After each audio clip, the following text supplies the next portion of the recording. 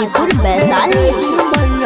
गोदिया में दे दा शादी भेल ससुरारी हे मैया सुनहना शादी भेल ससुरारी बितलाई 5 साल लोग कहै छै बाझनिया हे देवी मैया गोदिया में दे दा गुलाल लोग कहै छै बाझनिया हे देवी मैया गोदिया में दे दा गुलाल गोदिया में दे दा गुलाल।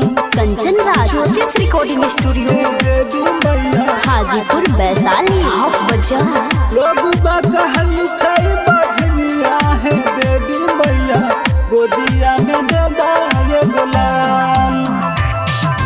सास ननदिया मारे छै ताना गोतनी कहै बेगाना गोतनी कहै बेगाना हे मैया गोतनी कहै बेगाना। सास ननदिया मारे छै ताना गोतनी कहै बेगाना टोला पड़ोस के बोली सुन के खाइलो न जाय छै खाना खाइलो न जाय छै खाना पियबा हमरा से हे मैया पियबा हमरा से पूछै नहीं हालचाल लोग कहै छै बाझनिया हे देवी मैया गोदिया में दे दा गुलाल लोग कहै छै बाझनिया हे देवी मैया गोदिया में दे दा गुलाल में दे दा गुलाल। कंचन राज ज्योतिष रिकॉर्डिंग स्टूडियो देवी मैया हाजीपुर वैशाली।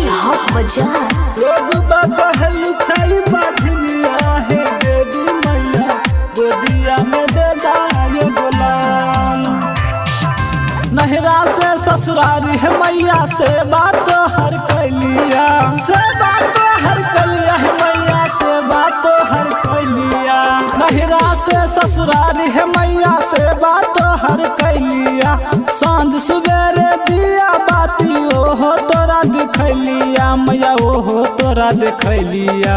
राइटर खलठू कृष्ण प्रेमचंद हे मैया राइटर खलठू कृष्ण प्रेमचंद छिया तोहर लाल लोग कहै छै बाझनिया हे देवी मैया गोदिया में दे दा गुलाल।